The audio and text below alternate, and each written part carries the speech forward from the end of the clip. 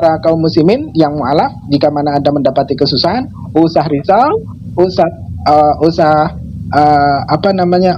merasa khawatir bahasanya kehidupan kita itu tidaklah akan berubah. Artinya ketika kita mendapati kesulitan, tetaplah terus bersabar dan berikhtiar, berdoa, dan jangan pula putus asa. Cintai pekerjaan kita, apa yang menjadi pekerjaan kita, dan tetap kita ikhtiar dan berdoa, mohon kepada Allah supaya Allah angkat derajat kita dengan cara ya seperti tadi, rubah tingkah laku kita. Manalah tahu ada kesalahan-kesalahan apa yang kita pernah buat, mungkin kesombongan ataupun yang lain dan sebagainya. Itulah yang menyebabkan Allah murka, Allah menegur kita, Allah memberikan ujian kepada kita oleh karena kesombongan kita. Itu saja sih, Andi. Bismillahirrahmanirrahim. Assalamualaikum warahmatullahi wabarakatuh. Kaum muslimin yang dirahmati Allah, semoga Allah senantiasa curahkan segala rahmat, segala nikmat yang berkepanjangan dan tiada akan berhujung dari dunia hingga akhirat kelak insyaallah, di mana tiada naungan selain daripada naungannya insyaallah. Amin amin Allahumma amin. Kaum muslimin, hari ini saya akan mengunggah video di mana kami membantah apa yang disampaikan oleh Saifuddin Ibrahim, pendeta Saifuddin Ibrahim, di mana Saifuddin Ibrahim mengatakan bahwasanya barang siapa seorang Kristen yang menjadi mu'alaf itu pasti akan mendapati kesialan, katanya. Nah, di sini kita para mu'alaf membantahnya, dan sesungguhnya memang tidaklah kami mungkiri ya bahwasanya kami umat muslim ya yang tadinya Kristen masuk Islam itu banyak sekali mengalami ujian, dan itu pun saya akui hal itu ya. Namun tidaklah hal itu ya menyurutkan kami para umat muslim yang khususnya mu'alaf ini lantas berkurang keimanan kita, lalu tidak mempercayai kebesaran Allah, tidak mempercayai kasih sayang Allah. Itu tidaklah seperti itu ya, tidak sedikit pun mengurangi hal itu ya, keimanan kami tentang bagaimana Allah itu maha pengasih lagi maha penyayang. Namun ya, untuk Saifuddin Ibrahim itu sendiri, di mana dia menjadi seorang Kristen oleh murtad dari agamanya yang dahulunya yakni Islam, lalu murtad menjadi Kristen dan menjadi seorang pendeta, itu murni karena dia tidak tahan karena di dalam Islam dia senantiasa mendapati ujian ya, mendapati ujian, kesusahan, lalu dia mencari materi dengan cara dia murtad dari Islam ya, menjadi seorang pendeta yang kini berlimpah ya tentang kehidupan duniawinya. Itu saya tidak sedikit pun tergiur tentang hal itu, karena sesungguhnya seperti Saifuddin Ibrahim diberikan kenikmatan dunia namun tidak diberikan kemuliaan ataupun kenikmatan di akhirat ya, dan dia beruntung mungkin di dalam dunia tapi tidak di akhirat, di mana di akhirat dia tumpur, di mana dia di akhirat itu bangkrut ya, tidak mendapatkan kasih sayang Allah, tidak mendapatkan rahmat Allah, dan juga tidak Allah berikan jannah sebagai tempat tinggal kehormatan bagi seorang muslim. Nah, jadi apa yang dia sampaikan itu semuanya dusta ya, dan kami umat muslim ya, kami para mu'alaf ini menjawab apa yang Saifuddin sampaikan ini sesungguhnya hal yang sangat menampar bagi dirinya sendiri, yang mempermalukan dirinya sendiri ya, karena sesungguhnya tidaklah dia beragama apapun ya, ateis sekalipun, dia tetap akan mengalami ujian, dia tetap akan mengalami kesulitan, dia tetap akan mengalami musibah-musibah yang ia akan dapatkan ya, tidak itu Kristen, tidak itu Muslim, tidak itu Buddha, tidak itu Hindu, agama apapun, bahkan ateis sekalipun ya, ujian itu pasti akan mendapati, karena kita ini hidup manusia bersosial ya, karena sesungguhnya kita mencari makan itu pun atas rezeki yang Allah berikan. Jika mana Allah tidak berikan, sekalipun kita tinggal di hutan sekalipun, jika mana Allah tidak berikan tumbuh-tumbuhan di sana, maka kita juga tidak akan dapat makan ya kan, tidak akan dapat sepenuhnya perut kita kenyang, kan begitu ya, karena tidak ada tumbuhan, tidak ada binatang-binatang liar yang dapat dikonsumsi, dapat diburu, kan tidak ada. Nah, jadi kalaupun kita bisa makan, bisa segala macamnya, itu oleh karena rahmat Allah, oleh karena kasih sayang Allah. Jadi Allah menebar rahmat, menebar kasih sayang, menebar kasih ya, menebar kasih itu kepada semua makhluk, di mana manusia-manusia yang ingkar sekalipun kepada Allah, Allah tetap berikan rizki agar dia dapat perutnya kenyang. Dan Saya rasa begitu ya. Jadi apa yang kami alami para mualaf ini ya, mendapati sebuah ujian itu justru kami beruntung, di mana Allah akan berikan imbalan jannah atas dasar kesabaran ya, dari para mualaf, para umat muslim ya, dan kami bersabar atas semua itu, atas ujian yang Allah berikan itu, maka Allah pun akan gantikan jannah, dan itu sudah janji Allah. Jadi kami tidak memburu tentang hal dunia, itu tidak memburu. Jika manapun Allah berikan kelebihan di dalam dunia, maka itulah rahmat yang mesti kita syukuri.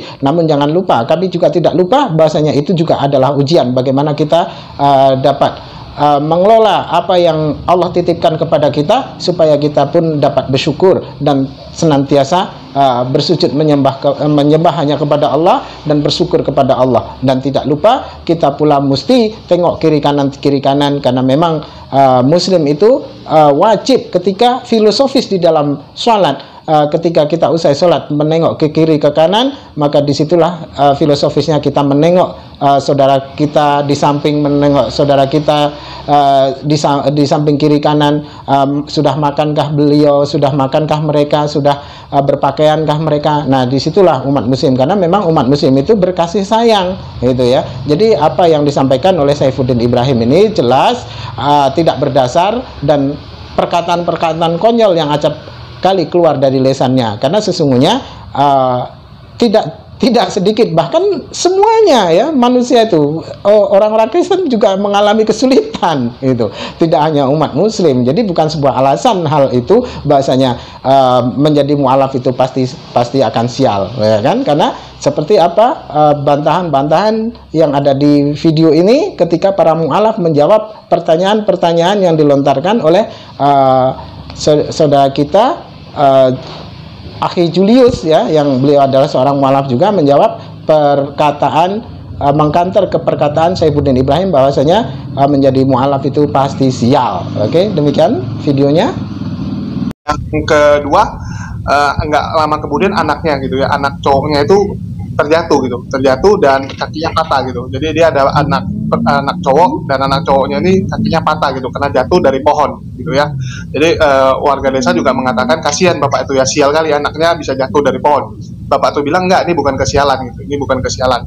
Dan nggak lama kemudian ternyata ada pengumuman untuk wajib militer gitu. Dari kerajaan ada pengumuman wajib militer, setiap keluarga wajib mengirim satu orang anak cowok gitu, mengirim seorang pria lah dengan usia sekian sampai sekian gitu kan. Dan bapak itu nggak masuk ke daftar karena dia udah tua gitu, dan anak cowoknya harusnya masuk, tapi karena lagi patah kaki nggak jadi ikut gitu, nggak jadi ikut. Jadi kembali lagi itu bukan kesialan sebenarnya gitu kan. Kadang kita melihat sesuatu tuh di awal tuh kita lihat, wah ini kok sial gitu ya, padahal belum tentu tuh sial gitu.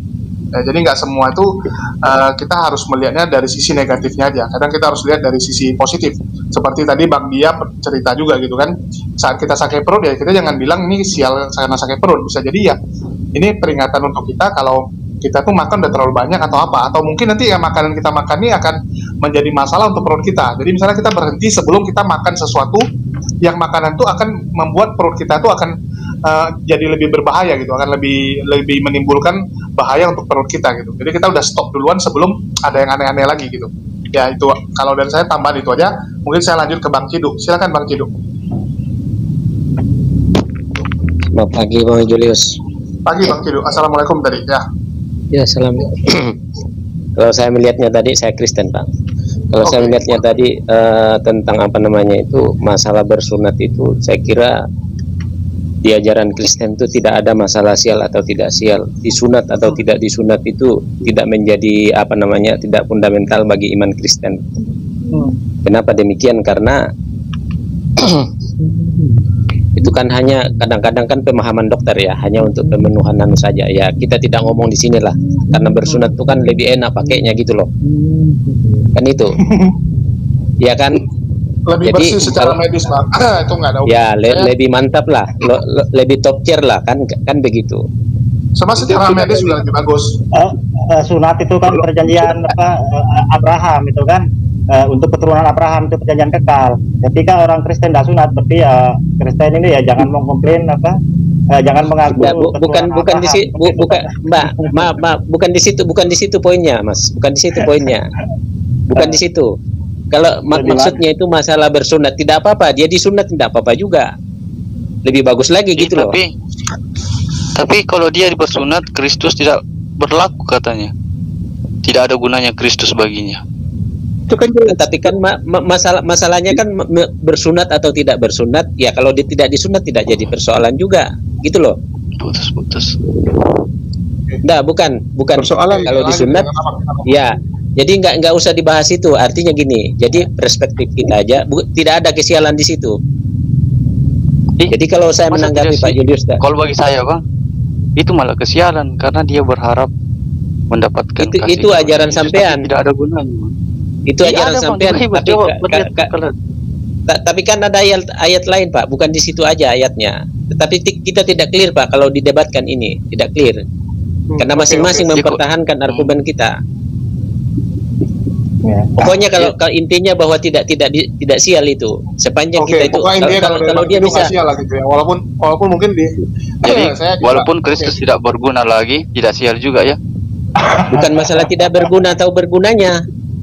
Tapi kan kita yang mencari nggak usah dilanjutin gitu. Oke, Bang Cidu udah ngomong ya udah gitu. Iya, Udah, kalau silakan, Pak Julius, ya dengarkan dulu. Pak Julius kan paham itu, lebih paham karena dia kan dari Kristen. Mungkin dia lebih tahu kan apa sih ininya. Tetapi yang saya mau katakan, kita bukan persoalannya di situ, tetapi bagaimana mencari hidup yang kekal itu, termasuk materi kan, termasuk materi di dunia. Itu kita tidak apa namanya, tidak tabu dengan hal itu. Ya kita juga perlu.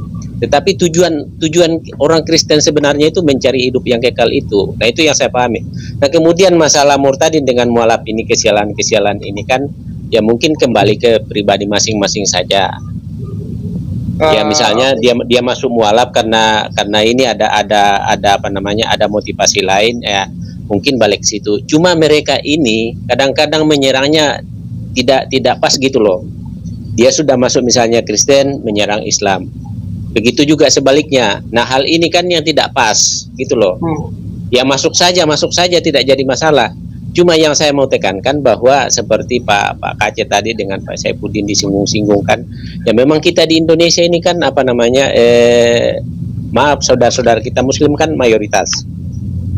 Dan titik poinnya adalah nggak semua tempat gitu. Di Indonesia mungkin ya, mayoritas, tapi kayak di Medan juga enggak gitu. Ya, tetapi kan di Indonesia kan pada umumnya gitu loh. Oke. Nah, dan negara sudah memasukkan di dalam apa namanya, struktur pemerintahan untuk mengurusi masalah agama ini. Nah, ya, saya tidak tahu kalau di luar negeri kan tidak terlalu dipentingkan gitu loh. Jadi ya agama gitu loh. Akhirnya kadang-kadang timbul penistaan gitu loh, yang dianggap mereka itu pasal karet.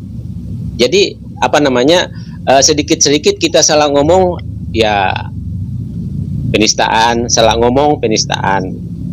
Ya kan, jadi harusnya kan di situ kita harus cermat di situ melihatnya. Ya kalau mau masuk situ ya janganlah menghina agama orang. Kalau masuk situ janganlah menghina. Artinya dalam perspektif misalnya mengutip-ngutip ayat ini. Contohnya tadi nih Bapak mengutip-ngutip ayat kan ya bisa saja nanti kan itu sudah bagian penghinaan, ya kan? Yang mana itu? Kan bilang misalnya Abraham ini Yesus tidak disunat kan? Apa ndak marah misalnya orang Kristen? Ya kan tadi itu soalnya kalau orang Islam mengatakan apa itu, begini mungkin Bang. Ya Yesus disunat, kalau itu ada di Bible ya itu bukan penghinaan tapi memang itu fakta seperti itu. Tolong dibedakan mana penghinaan mana yang fakta kan seperti itu kan. Ya itu tadi perkataan Paulus itu kan. Iya, karena ini kan opini ini kan beda-beda pemahamannya. Digiring ke persoalan ayat kan sudah masuk dalam substansinya. Contoh saya kasih contoh sedikit. Kayak misalnya gini.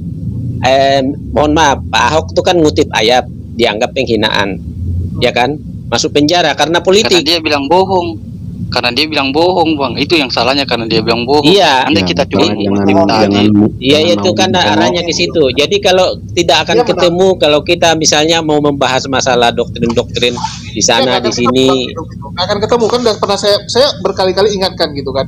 Kalau udah dijawab ya udah biar aja gitu. Jangan memaksakan karena kalau nggak jadi debat kusir. Dan saya sebenarnya nggak gitu suka debat kusir gitu.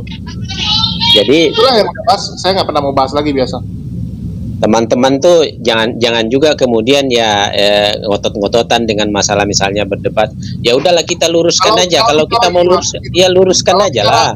Dalam diskusi saya rasa oke gitu. Lain cerita kayak Ya kan? misalnya lu monolog, habis itu lu pidato sendiri, lu ngomong sendiri gitu. Tapi buktinya sampai sekarang semua yang gituan masih aman gitu, tanpa ragi juga masih santai-santai gitu kan. Padahal dia monolog gitu, asal-asal cuap gitu. Kayak misalnya kayak contoh gini, saya mengatakan sesuatu, ya dalilnya dari Alkitab gitu, dan saya bikin tanda tanya gitu. Teman Kristen menjawab gitu, apakah itu disebut penistaan? Enggak gitu kan, karena ada yang jawab gitu. Karena ada yang jawab, dan saya juga dalam narasi bertanya gitu, bukan istilah saya membuat statement ini Ya final. Pak Julius, maaf saya potong. Akhir-akhir ini saja karena dunia apologet semakin terbuka, dan itu juga sudah pandangannya kan sudah apa namanya sudah dibukakan mata hati mereka gitu loh. Jadi ya janganlah kalau ucapan seperti ini saja dianggap penghinaan. Jadi ya sudah mulailah. Jadi kita fair saja komentarnya kan. Jangan sampai nanti oh ini sedikit ini.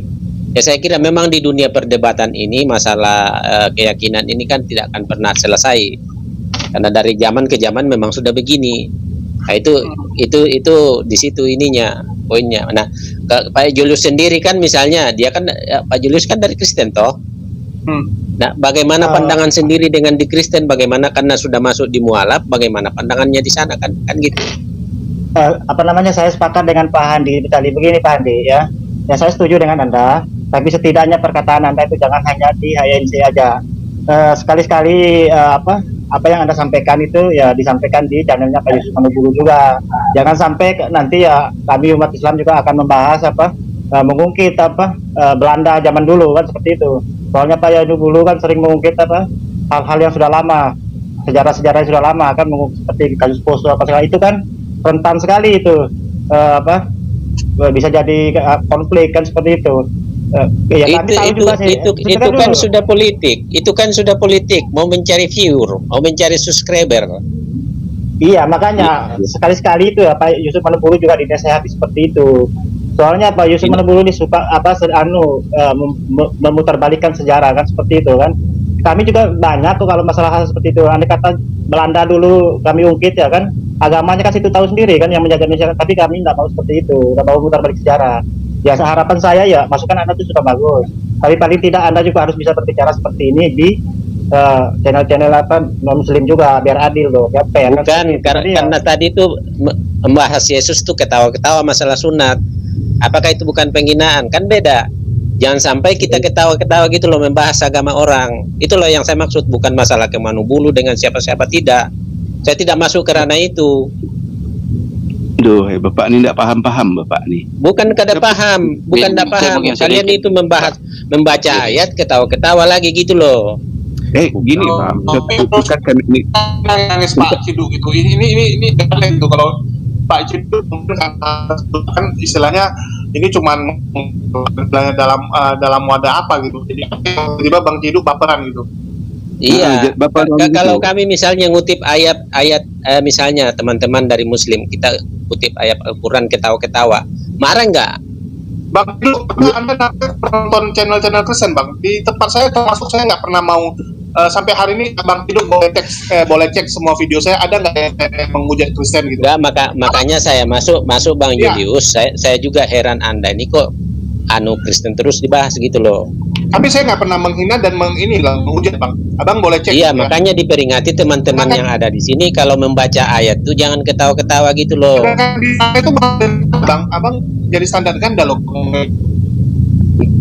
Ya baca misalnya misalnya dikasih pemahaman tadi misalnya membaca satu ayat, oh yuk memang begitu Kak. Oh ya, kita kembalikan gitu loh. Jangan seolah-olah kayak ketawa-ketawa. Yang diketawai tadi itu Bang, Mr. Kece-nya Bang, bukan ayat Bible-nya Mr. Kece yang. Tapi lo kan baca ayatnya. Coba putar balik ayat. Tapi bukan ayatnya. Putar balik videonya itu kalau Nanti Bapak tuh iya, baca Mr. lagi. Kece-nya. Kami Mr. Kece-nya kan sudah disunat. Kemudian masuk Kristen di dalam. Nah, soalnya begini ya, kenapa kita kadang-kadang tertawa itu ya, memang ada unsur lucunya sedikit di situ. Tidak bisa lah juga firman tuh tidak boleh diketawakan, Pak. Tidak boleh. Apakah Kristen, apakah Islam, tidak boleh, Pak. Kalau sudah merujuk ke ayat tuh tidak pas kita ketawakan, Pak. Misalnya saya ambil contoh ini ya. Ayat itu ayat tuh Pak, kalimatullah, Pak. Tidak bisa. Seperti contoh ayat ini kan agak sedikit lucu bagi saya, ini tahu orang lain ya. Kalau kita ambil contoh ayat ulangan 23 ayat 1 ya. Apa perlu saya baca di sini ayat itu? Bacakan. Maaf ya, ini ayatnya bunyinya begini kan, ayat ulangan 23 itu ayat 1 ya. Orang yang hancur buah kelirnya janganlah masuk jemaat Tuhan. Tapi sekilas ya ada unsur lucunya sedikit, itu aja lah. Kalau kita senyum-senyum aja kan apa-apa kan, seperti itu kan ayat itu kan. Ya, tapi memang sih tidak semuanya sih bisa seperti itu, tapi ada sih sebagian yang lucu. Ya terserah aja sih, itu mau menafsirkan bagaimana terserah, tapi jangan ketawa-ketawa gitu loh. Itu aja yang saya ini kan tadi. Kami ngetawain Muhammad kaceknya, Pak. Ya tapi kan kalian ngutip ayat. Kalian ngutip ayat tadi, lalu ketawa-ketawa. Bukan ayatnya. Pun dilarang. Makanya ini kita klarifikasi bahas begitu, Pak. Yang tadi kita bicara Muhammad kacek, lalu kalian membaca dalil gitu loh. Bukan. Iya, kita coba klarifikasi ya. Bukan, baca lagi tuh, baca lagi dari awal. Lihat videonya itu. Apa itu? Bentar. Begini, kan dari Bang Aditya mengatakan orang yang tidak bersunat tidak diterima. Nah, yang kita ketawa ini ketika KC ini mengatakan bahwa dia bersunat, apakah kulitnya harus ditumbuhkan lagi? Nah itu kan istilahnya jadi paradigmanya, ternyata KC harus menumbuhkan kulitnya kembali. Nah itu yang bikin kita ketawa, bukan ayatnya. Iya, tapi kan kalian memparalelkan ayat tadi, membaca ayat tadi gitu loh. Ya Pak, ketawa aja Muhammad KC kan itu. Pak, ya persoalan itu kan ya. Kalau kita klarifikasi ya Bang, mungkin ya Bang, yang kita ketahui tadi itu bukan ayat Bible-nya, tetapi KC itu yang sudah bersunat, sudah terlanjur bukan masalah bukan, tetapi kan kamu baca ayat. Gini Pak Ciduk, saya rasa ini nggak ada yang sangat krusial gitu dengan ketawa gitu. Saya bingung gitu. Saya bingung juga kalau Bang Ciduk istilah komplain hanya gara-gara ini gitu. Iya. Kalau Bang Yulius kita ambil dalil lah, baca ayat Al-Qur'an, kita ketawa-ketawa, senang nggak? Ayat Quran yang dibacakan. Coba lah. Ayat Quran gitu. Coba tes. Mau diketawakan ayat Al-Quran apa mau diketawakan? Coba lo. Ketawakanlah ayat Al-Quran. Enggak. Saya kasih contoh aja. Kalau kita bacakan dalilnya sambil kita ketawa, senang nggak? Enggak masalah. Iya. Apa halnya kita diketawa lu nak dimarah, lu nak dibolehkan ketawa? Hah? Kita ketawa aku lalu enggak boleh. Coba jak Pak Ciduk ni ambil. Lo kan baca ayat loh. Firman Tuhan itu kalimat itu ketawakan. Saya bingung Bang Ciduk ini seakan-akan gitu ya, seakan-akan terjolimi gitu. Padahal kita juga cuma bukan.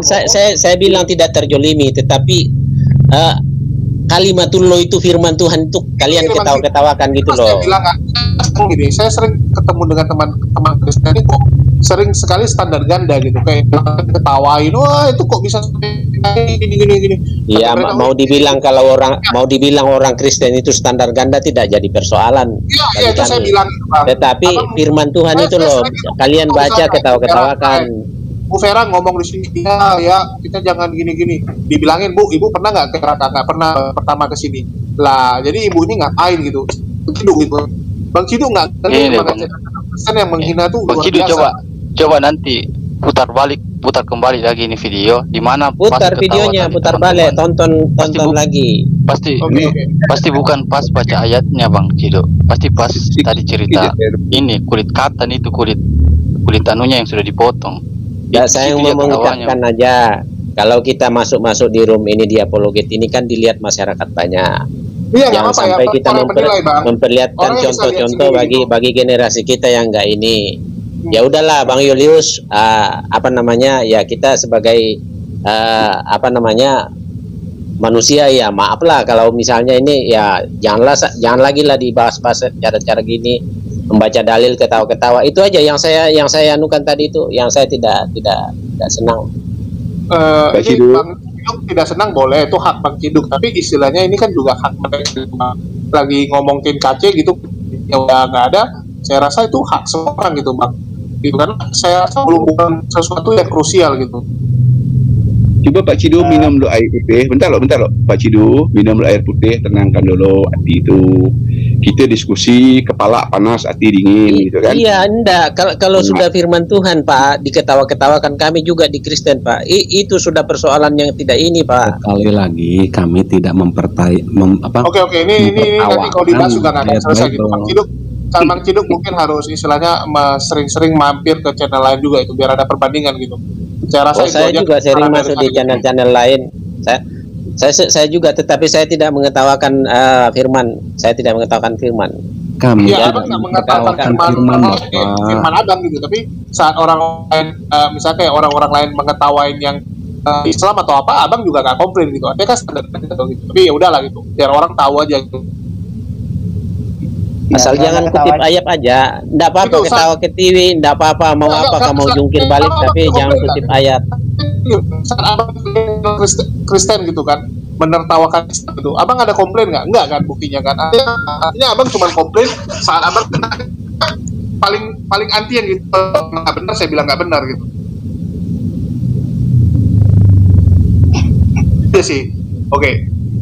Jadi mungkin nih biar saya ganti lagi ya biar semua kebagian ngomong soalnya. Ya, makasih Pak Julius. Makasih. Selamat siang. Oke, makasih Bang. Yuk. Oke, ini ada Bang Ega Malilana, ada kita tukar Bang.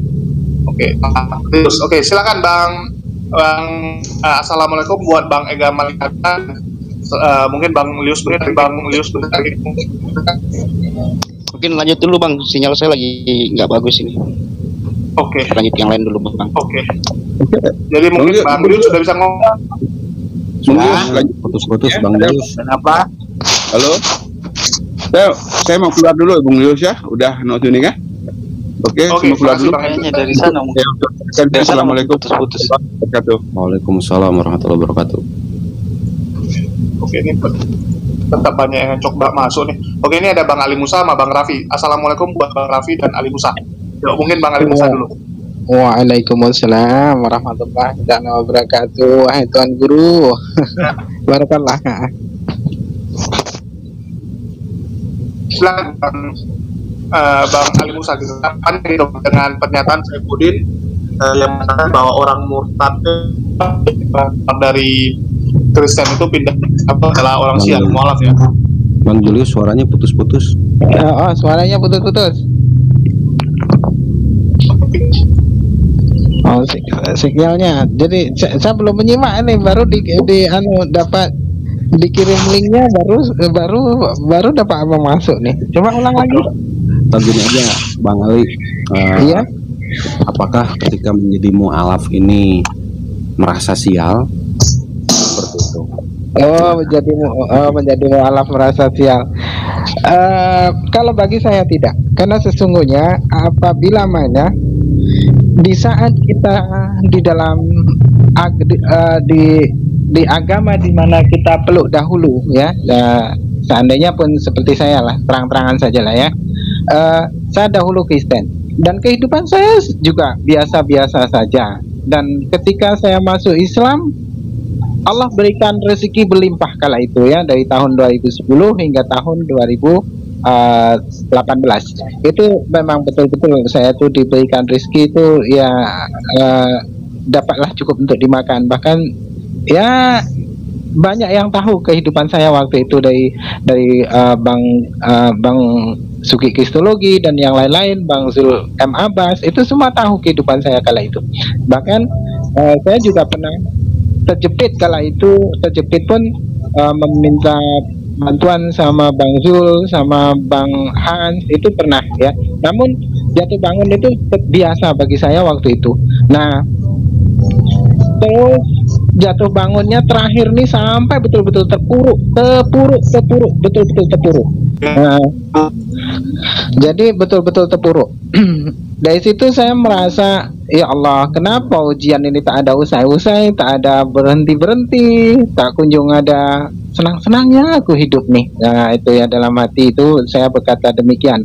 Apakah karena aku ini derhaka sama Jesus gitu ya, artinya kan derhaka, berkhianat gitu.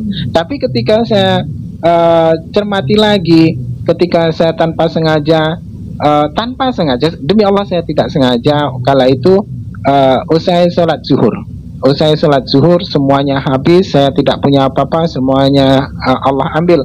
Ketika itu saya ada membaca tanpa sengaja surahnya, ketika manusia itu tidak akan dapat dikata hamba yang beriman sebelum dia mengalami ujian. Nah, di situ baru saya tuh berpikir, iya juga, sesungguhnya Allah akan gantikan jannah dari segala apa yang ujian yang Allah berikan, dan kita mampu dapat bersabar. Nah, di situ lalu saya juga ada kawan juga di tetangga rumah itu juga, dia terkena musibah juga sama dengan saya, di tenda pengungsian itu, tenda penampungan itu ya, bukan pengungsian, penampungan itu, saling berkisah-kisah.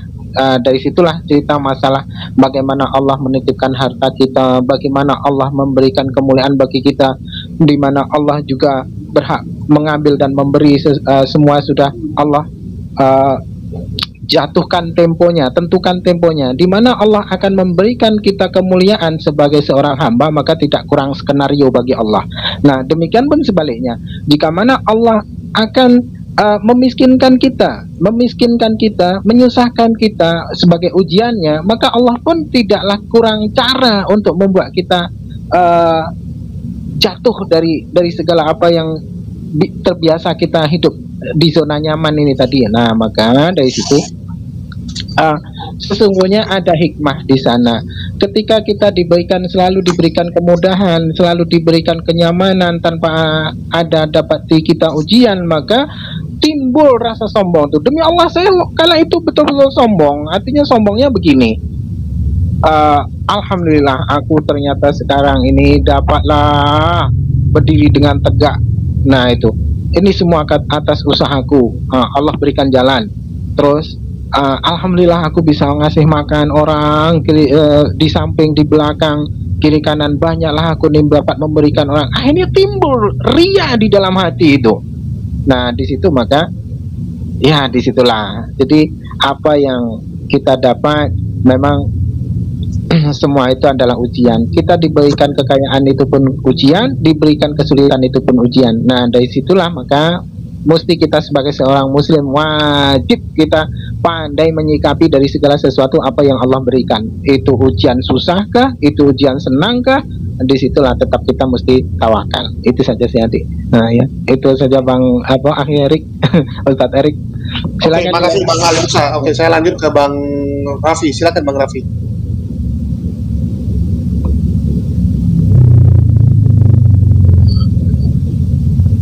Oke, mungkin assalamualaikum buat Bang Akbar Celona dan DM Channel. Mungkin Akbar Celona, Bang Raffi dulu ya, silakan Bang Raffi. Ya, halo, assalamualaikum. Ya, waalaikumsalam Bang. Assalamualaikum warahmatullahi wabarakatuh. Mau nanggapi tadi aja sih yang katanya ada dalil kalau di Quran kalau orang murtad itu harus diuji. Sebenarnya dalilnya surah ayat berapa ya, soalnya yang saya tahu sih nggak ada gitu. Nggak, itu kita nggak bahas lagi Bang, kita bahas balik ke topik aja gitu biar cepat gitu. Oh iya, ya enggak, saya cuma mau nanggapin yang tadi aja sih. Udah itu aja sih Bang. Oke, mungkin saya lanjut ke Bang Akbar Celona aja ya, kalau Bang Raffi nggak ada yang mau disampaikan. Silakan Bang Akbar Celona. Assalamualaikum warahmatullahi wabarakatuh. Waalaikumsalam warahmatullahi wabarakatuh. Kalau di Islam itu sangat simpel, jadi itu bersyukur dan bersabar. Jadi ketika dikasih kelebihan ya itu juga ujian dari Allah. Iya, betul. Kan bersyukur. Ketika dikasih ujian ya harus bersabar. Jadi bersyukur dan bersabar itu dua hal yang sangat prinsip dalam Islam itu. Bahkan Allah itu kan memberikan cobaan kepada hambanya itu sesuai dengan kadar imannya. La yukallifullahu nafsan illa wus'aha laha maktasabat. Jelas sekali ayatnya itu. Jadi kalau ada yang katakan bahwa orang yang tinggalkan Kristen dianggap hidupnya siksa atau kutukan dari Yesus, itu kan perspektif dari tetangga sebelah. Karena Islam itu udah jelas, sudah ada panduannya. Jadi orang-orang yang beriman itu ya itu bersyukur dan bersabar.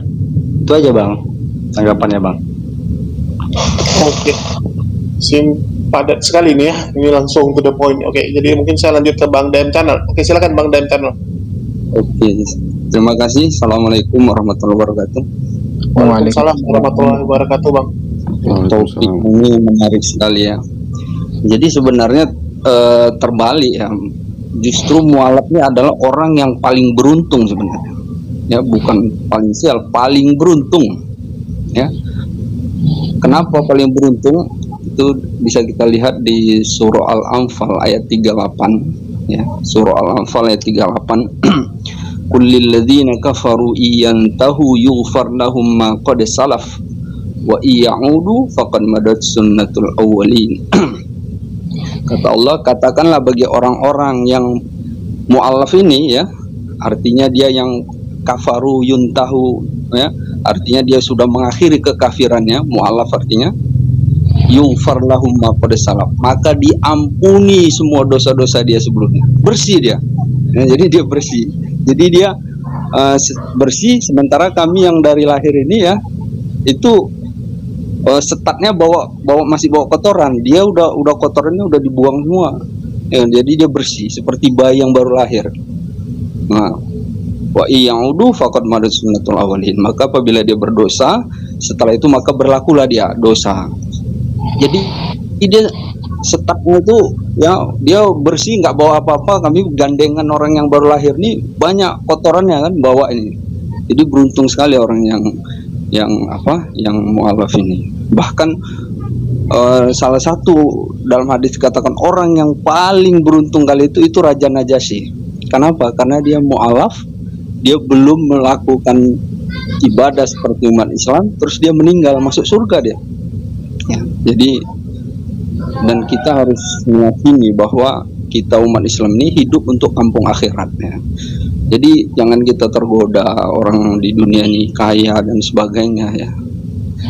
Mungkin kita belum merasakan, tapi nanti ketika kita menghadap Allah Subhanahu wa taala baru kita tahu ya Allah besarnya nikmat. Karena yakinlah di dunia ini walaupun nikmat itu nggak ada nikmat, itu hanya keperluan aja. Jadi Allah berikan fasilitas di dunianya hanya untuk keperluan aja. Jadi bukan yang nikmatnya itu, nikmatnya nanti di surga. Jadi kenikmatan yang tiada tara ya. Kalau orang sebelah merendahkan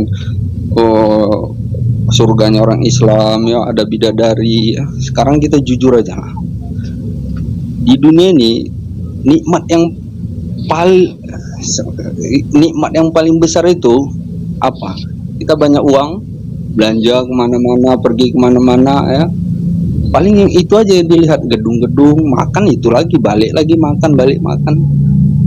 Tapi pasti artinya kan nikmat yang paling besar itu sebenarnya di dunia ini pun perempuan kan. Jadi makanya Allah berikan di surga itu perempuan yang masya Allah ya. Katakan kalau kelingkingnya jadi ya tampakkan di bumi ini itu bumi itu terang, bisa kita bayangkan kan. Jadi kemudian gini, memang orang yang mu'alaf ini banyak dia ujian ya, karena kita logikakan gini aja lah ya, ibaratkan kayak orang lah yang mungkin kita mempekerjakan orang, Julius mungkin mempekerjakan orang paling paham lah. Misalnya ini ada orang yang bandel yang mau kita rekrut kan, maka kita kan agak kejam dikit sama dia ya, karena kita mau melihat ini anak ini sungguh-sungguh nggak nih ya, sungguh-sungguh nggak mau tobat nih kan. 1 hari 2 hari kita lihat juga ya kan. Atau kadang-kadang kita sebenarnya agak kasihan juga memperlakukan dia seperti itu, tapi kita biari aja dulu karena kita mau nyoba dia, mau nyoba ini sungguhan nggak nih. Jadi makanya orang mu'alaf itu mungkin seperti itu ya. Kadang ada yang di awal tuh, saya sering, karena bahkan ada di situ jadi apa namanya kayak modus datang ya. Ini pernah ke pesantren saya datang orang dari daerah X lah bilangnya, dia sama keluarganya. Nah, akhirnya dia mu'alaf, terus kita bantu. Tiba-tiba rupanya dia 3 bulan lagi datang lagi. Ternyata baru tahu saya, dia rupanya itu aja kerjanya, datang kemana-mana untuk minta duit. Jadi mu'alafnya hanya untuk keduniaan ya. Jadi memang yang mu'alaf ini saya pernah juga dengar ya, dulu dia, ini teman saya juga ya, dia sekarang aktif di Jemaah Tabligh.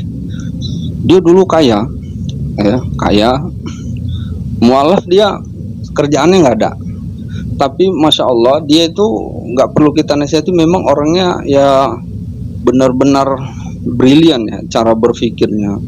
Bahkan dengan keadaan dia sekarang itu, dia malahan menasihati kita. Subhanallah, kesabarannya ya, anaknya hafiz Quran semua ya. Jadi Allah ganti ya, dia malahan yang bukan basic agama, anaknya habis Quran semua ya. Kehidupan agama, kehidupan rumahnya pun indah dilihat ya. Hidup sunnah-sunnah itu, kalau kita lihat anaknya masih kecil-kecil ya, itu cara ngomongnya pun udah ngomong keagamaan, senang sekali ngelihatnya. Mungkin itu aja ya, terima kasih waktunya. Oke, makasih Bang Dem. Oke, saya lanjut ke Bang Ganef ya nih. Selamat siang nih Bang Ganef. Assalamualaikum Bang Julius. Waalaikumsalam warahmatullahi wabarakatuh Bang Ganef. Alhamdulillah bisa masuk ini nih. Ini sebelumnya saya mengucapkan untuk Bang Erik, Bang Ali Musa, Assalamualaikum sesama mualaf ini. Waalaikumsalam warahmatullahi wabarakatuh. Wahamdulillah. Alhamdulillah. Itu sesuai tema, kalau itu sepertinya mitos itu, untuk kalau apa mualaf sial itu mitos, dan itu apa ya, sepertinya gorengan dari Kristen itu. Kalau saya bisa mencontohkan diri saya mualaf ke apa ya, alhamdulillah ya, alhamdulillah itu jadi di luar dugaan saya, jadi malah justru apa ya, rezeki bertambah. Alhamdulillah tahun 2019 saya umroh gitu kan, berarti ini di luar apa ya, di luar ekspektasi saya gitu loh.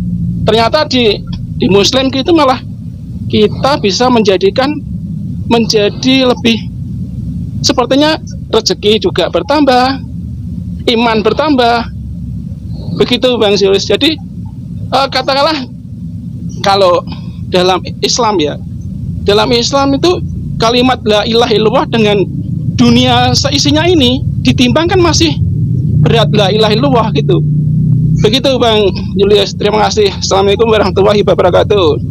Waalaikumsalam warahmatullahi wabarakatuh. Oke, mungkin Bang Akbar Celono udah bisa ngomong Bang? Udah ngomong tadi. Jadi itu kan dalam Islam itu juga ada istilah istidraj ya dalam Islam itu. Jadi kenikmatan yang Allah berikan itu sehingga kita lalai beribadah sama Allah. Itu kan apa ya, kalau misalnya dibilang bahwa orang yang tinggalkan Kristen kemudian lebih sengsara hidupnya, ya itu nggak punya dasar. Faktanya orang-orang yang mualaf itu justru semakin bahagia hidupnya karena terarah hidupnya. Soal materi itu kan itu tadi, sabar dan bersyukur. Ketika Allah kasih berlebih ya kita harus bersyukur dan banyak bersedekah. Kemudian dikasih cobaan ya harus bersabar ya. Jadi jelas sekali tuntunan Islam. Oke, terima kasih Bang Yuris. Bahkan mungkin yang jadi kekuatan kita bersama, mungkin kesialan itu menurut mereka adalah apa yang namanya ya, musibah gitu ya, musibah yang wah jadi mualaf banyak musibah. Padahal Allah sudah firmankan dalam Quran surah Al-Baqarah ayat 155 sampai 157, dan ini mungkin jadi pelajaran kita semua. Dan mungkin saya terakhir Bang Julius menyampaikan hal ini. Silakan. Dan saya soalnya habis ini ada harus saya belajar lagi nih waktu online-nya. Saya ngaji online. Ada gurunya juga. Nah, yang saya ambil di sini, masya Allah luar biasa, ketika Allah berfirman tentang hal ini, banyak musibah yang mungkin menurut mereka, wah mau jadi mualaf ini karena musibah ya. Ini yang saya ambil dari pertamanya dulu, ketika Allah menurunkan ayat surah di Quran surah Al-Taghabun ya, At-Taghabun ya Allah, ini suka saya belit ya. Dalam Quran surah itu terus Allah berfirman, Auzubillahi minasyaitonirrajim. Bismillahirrahmanirrahim. Ma'as-sauba mim musibatin ila biiznillah wa ma yu'min billahi yahdi qalbah wallahu bikulli syai'in alim.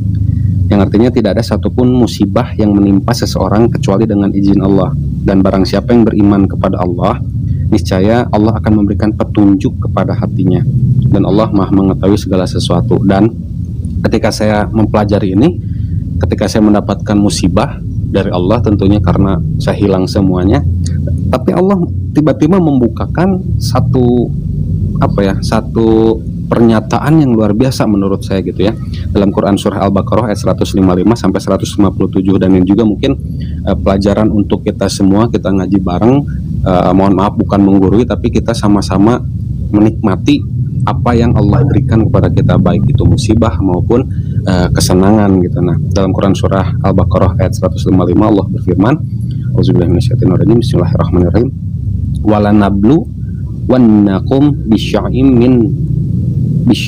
minal khaufi wal ju'i wan naqasim minal amwali wal anfusi was samarot wabashiri sobirin. Dan kami pasti akan menguji kamu. Nah, ini kan ujian untuk kita semua. Allah pasti menguji kita dengan sedikit ketakutan, kelaparan, kekurangan harta, jiwa, dan buah-buahan. Dan sampaikanlah kabar gembira kepada orang-orang yang sabar. Betul kata Bang Akbar Selona, kita harus bersabar ya Bang ya, karena dalam Quran surah Al-Baqarah ini sudah jelas gitu.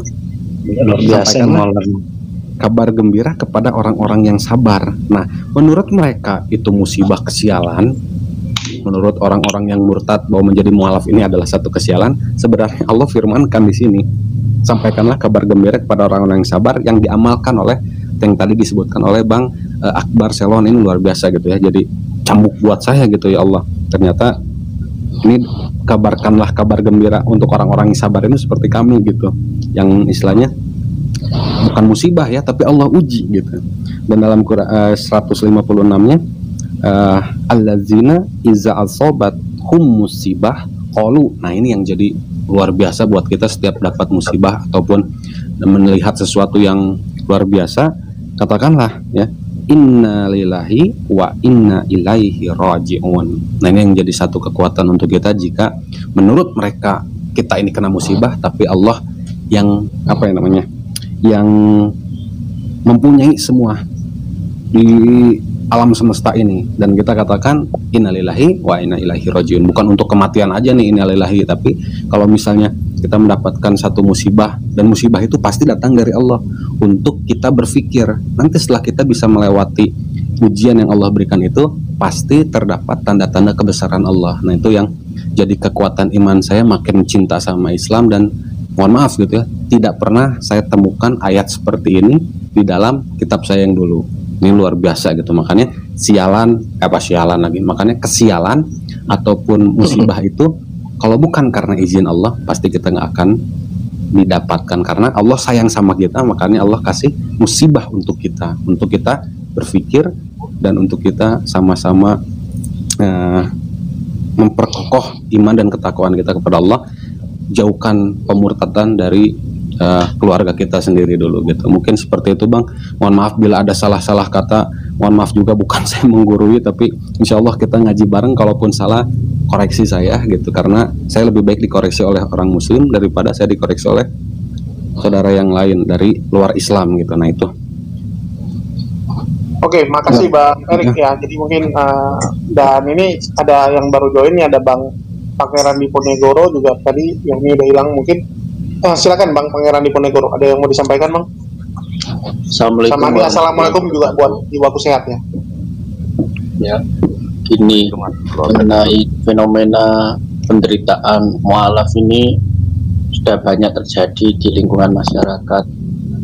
Kita nggak perlu jauh-jauh dari pengalaman saya sendiri dulu, kan pengalaman saya maksudnya, nenek kakek saya dahulu yang dulu agamanya Katolik, diintimidasi keluarga besar beliau karena memilih Islam sebagai jalan hidupnya.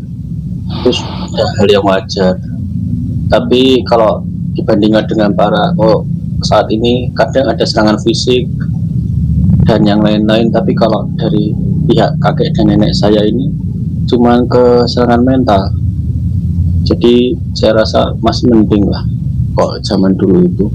Kalau saat ini kadang-kala ada yang dimasukkan rumah sakit jiwa seperti yang terjadi di mana tuh mana ya, Mu'alaf Hidayah An-Naba itu yang masuk Islam malah dimasukkan ke rumah sakit jiwa itu. Saya dipasung biasa dipasung. Oh, pasung. Kalau nggak salah itu cucunya pendeta Naibaho ada di channelnya An-Naba itu. Ujungnya Pendeta Naibaho yang dua itu kakak beradik itu kan masuk Islam jadi mualaf. Nah dia diintimidasi sama ayah ibunya dari mental sama dari fisik. Itu saya rasa malah dari fakta saja kita bisa lihat kalau yang sebenarnya non muslim itu rata-rata bersikap brutal, kejam, tidak punya aturan. Jadi ini saya memperkuat iman saya sebagai seorang muslim juga, yang lahir sebagai seorang muslim. Kalau dari fakta saja kita bisa lihat yang mualaf itu dapat cobaan hebat, yang murtad dapat berkah dunia toh. Seperti si Meme Kece sama Dumbawati Edora itu, dia kan dapat duit gara-gara itu. Terutama kayak saya awangnya si Sumanugoro itu, dia kan menampilkan murtadin odong-odong terus. Nah bodohnya itu umat Kristen rata-rata terpengaruh dengan omongan-omongan yang omong kosong itu. Yang paling bikin saya ngakak itu kesaksiannya Putradin odong-odong itu, Yesus menggendongku di kamar mandi. Itu kan nggak masuk akal itu jadinya kalau saya rasa bukan Yesus, itu malah Lucifer yang gendong. Pasti Lucifer. Kalau dalam mitologi umat Kristen itu kan Lucifer kan iblis, pasti itu adalah iblis. Mana mungkin Tuhan mau ke tempat yang kotor. Jadi kan katanya lucu sekali ini umat-umat bani-bani yang jemuran ini itu lucu-lucu.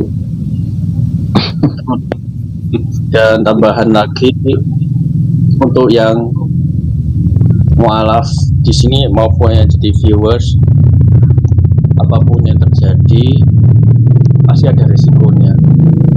Namun yang terbaik kita bisa melihat sisi baik dari sebuah masalah itu. Terima kasih Bang Julius. Oke, makasih Bang Diponegoro. Oke, saya lanjut ke Bang Jiwa Kusya. Silakan Bang Jiwa Kusya. Assalamualaikum warahmatullahi wabarakatuh.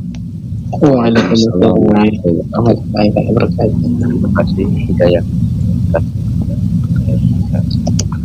Justru saya muslim merasa sangat iri terhadap siapa? Terhadap mualaf ini. Kenapa? Sementara saya yang dari muslim dihitung semua amal saya. Muslim dari kecil, keburukan saya ternyata, kebaikan saya ternyata, semua dihitung berdasarkan kelakuan saya dari mulai balik. Tapi mualaf, mereka sudah dihapuskan dosanya, sejak semua perbuatan dosa mereka sudah dihapuskan. Itu yang saya merasa iri. Sedangkan mereka berbuat jahat, mereka tidak dihitung menjadi sebagai suatu kejahatan, sebagai suatu dosa di hadapan Allah. Sedangkan semua kebaikan yang mereka perbuat semuanya dihitung dan dilipat gandakan. Itu yang membuat saya iri, sangat iri. Makanya beruntunglah orang-orang yang baru mengetahui tentang Islam setelah mereka dari ketidaktahuan mereka. Dan jika pun ternyata adanya itu katanya sial masuk Islam sial, itu bukan suatu kesialan, justru itu menambah pahala, mendapat hitungan, mendapat nilai.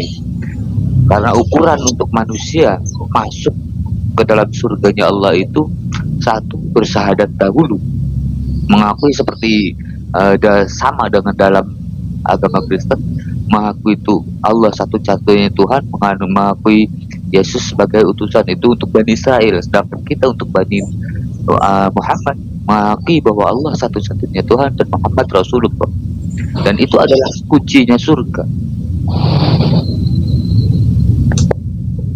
Nah itu yang saya merasa sangat membuat saya iri sekali terhadap mu'alaf yang baru mengetahui Islam.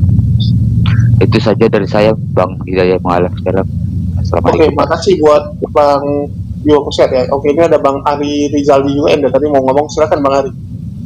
Assalamualaikum warahmatullahi wabarakatuh. Waalaikumsalam warahmatullahi wabarakatuh, Bang.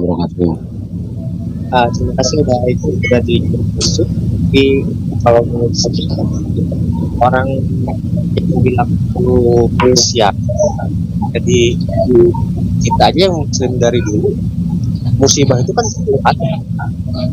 Kalau dikasih musibah, tapi itu kayak uji, dimana kita ditingkatkan derajatnya, logikanya terus pengen naik kelas itu kan harus ada ujiannya. Nah itu menurut saya logikanya seperti itu. Ya tadi saya sudah sampaikan di awal gitu, ini kayak ujian naik kelas lah gitu. Iya seperti itu. Ya bersabarnya betul, dan sabar bersyukur, tapi harus ingat satu ayat, nallahu ma'ana, Allah selalu bersama kita, Allah tidak akan meninggalkan kita, seperti itu. Dan satu lagi, kalau menurut saya ya betul tadi kata Bang Jiwa itu sehat. Saya juga terkadang suka iri sama para mu'alaf dimana ilmunya terkadang lebih dan kita dan dari dulu gitu, ilmu selalu lebih tinggi. Ya kita gimana ya, itu selalu jadi kok mereka lebih tahu daripada saya gitu. Sementara saya dari muslim dari dulu kok tahu gitu Mas, gitu Bang. Ya mungkin begitu, jangan ya. Oke, makasih nih buat Bang Ari Rizaldi. Mungkin itu aja, mungkin sekalian penutup aja ya. Kira-kira ada yang mau disampaikan lagi nggak Bang Erik? Atau Bang Erik udah lagi ngaji nih? Belum, ini lagi nunggu gurunya. Oke. Nah, alhamdulillah, mohon maaf gitu, bukan saya bangga, bukan saya sombong karena mungkin banyak yang iri kepada mu'alaf, bukan, karena saya pun wallahi gitu ya, saya sama-sama belajar gitu. Bahkan saya banyak belajar dari orang yang memang dulunya memang tidak mengenal Islam, atau memang dia Islam tapi saya mencari kenapa sih bisa Islam gitu. Nah itu kepada orang-orang yang memang bukan ahli agama gitu. Bahkan saya tanyanya ke tetangga saya yang nggak pernah sholat, ke teman saya yang Islam juga, kenapa kamu dulu sholat gitu. Nah sampai tanya kayak gitu, bukannya ini gini-gini, pokoknya dijelasin itu. Jadi jangan iri, jangan jangan iri, jangan merasa aduh kok saya jadi, enggak, saya demi Allah bukan maksud kami untuk menggurui umat Islam, tapi kita sama-sama, saya banyak nanya loh, bahkan ada banyak lah yang saya tanya, ini teman-teman yang ngechat ke saya juga, nggak 1-2 orang gitu, banyak gitu. Bahkan saya tanya sama mereka tentang ini, tentang itu. Bahkan ada yang Ustadz pun nggak bisa jawab pertanyaan saya gitu, tapi nggak saya salahkan, mungkin ya udah nggak apa-apa, mungkin Ustadznya belum sampai ke situ gitu. Tapi alhamdulillah dengan adanya Islam ini, dengan adanya teman-teman Muslim ini, kan kita disuruh untuk berteman dengan orang-orang yang soleh. Nah saya yakin, saya percaya bahwa setiap subscriber kita, setiap penonton kita ini orang-orang yang memang bekal ilmunya ada gitu. Bahkan saya sering dikoreksi gitu ketika saya menyampaikan firman Allah, saya dikoreksi, bukan itu Bang, itu bukan misalnya contoh bukan anadina tapi inadina, nah kayak gitu. Jadi wallahi ya Allah, kok saya seneng banget gitu ketika saya menjadi seorang muslim saya dikoreksi gitu. Nah itulah yang mungkin saya senangnya bergaul dengan orang Islam, apalagi tentang agama ini, masya Allah gitu ya, luar biasa. Dan saya terima kasih juga untuk Bang Ega, Bang Ari, Jiwaku Sehat, terus Pangeran Dipenuhi, semuanya orang-orang Muslim yang memang, sama Bang Akbar tuh tadi udah keluar ya. Saya terima kasih sekali karena dapat pelajaran yang berharga dari setiap komentar-komentar, dan bukan mereka aja gitu ya, bahkan yang lain juga. Di setiap saya sering nonton, saya nyimak di belakang Bang Julius, tapi nggak masuk gitu, tapi saya selalu menyimak, ini luar biasa gitu ya, dapat pelajaran ilmu yang menarik yang bisa jadi bekal saya untuk jadi lebih baik lagi. Karena dulu ya taulah saya orang yang istilahnya tidak mendalami Islam secara utuh, hanya mendapatkan dogma-dogma bahwa Islam itu buruk gitu. Tapi ketika saya mencari keburukannya, saya malah dapat hidayah. Makanya untuk para saudara-saudara yang Kristen, jangan pernah menghina Kristen, karena nanti engkau akan menjadi pembela-pembela Islam. Masya Allah ya. Amin ya. Amin, amin, Allahumma amin. Kalau saya boleh menambahi ya, Dik, sedikit aja. Nggak apa-apa bang, silakan bang. Kalau dari saya sih begini ya, artinya sama seperti Ahli Erik sampaikan tadi, bahasanya jika manapun umat muslim yang memang muslim dari semenjak lahir, saudara-saudara muslim dari semenjak lahir itu merasa iri oleh karena para mu'alaf itu diampuni dosanya ketika hari itu mengucapkan 2 kalimat syahadat. Nah, namun demikian sebaliknya, contoh saja macam saya tidak pernah berani mengucapkan kalimat-kalimat yang sifatnya hadis maupun Quran secara langsung. Karena apa? Jujur demi Allah, saya malu sama mereka-mereka, sama muslim-muslim yang dari semenjak lahir, takut jika mana saya itu salah begitu. Karena saya tidak ingin seperti apa yang disampaikan Akhi Erik tadi, tidak ingin kita ini merasa menggurui mereka. Saya tidak ingin seperti itu. Jadi jika mana memang ada kesalahan-kesalahan dari pihak saya pribadi, saya senang sekali apabila mana mendapat teguran. Maka saya tidak pernah ngotot dengan kaum muslimin, sesama muslim saya tidak pernah ngotot, karena saya tahu diri sesungguhnya saya bukanlah siapa-siapa. Mereka yang lebih dahulu memeluk Islam, dan mereka lah yang lebih dahulu banyak ilmu, menuntut ilmu dan lebih banyak ilmunya. Dan tapi sebaliknya, saya akan berkata lembut dengan para kaum muslimin, karena memang mereka itu saudara-saudara kita yang wajib kita bela, wajib kita jaga kehormatannya. Nah, namun demikian sebaliknya, saya akan berkata tegas jika mana memang itu menyimpang itu dari pihak orang-orang di luar Islam. Jadi tegas kepada kafir, lembut berkasih sayang kepada muslim. Nah, itu prinsip dalam artinya prinsip dalam kehidupan saya terapkan seperti itu, karena itu perintah agama. Nah, untuk masalah kesialan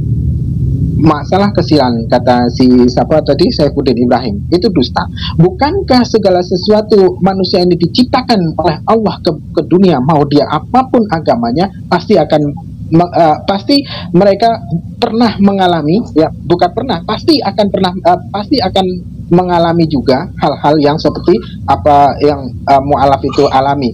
Nah, kebangkrutan itu di luar Islam banyak, ya kan? Terus kecelakaan ataupun musibah-musibah yang berbagai macam hal musibah mereka dapatkan itu juga sama di dalam muslim. Jadi tidak ada istilah kesialan, itu semua ya. Kalaupun di dalam Islam jelas itu adalah sebagai ujian.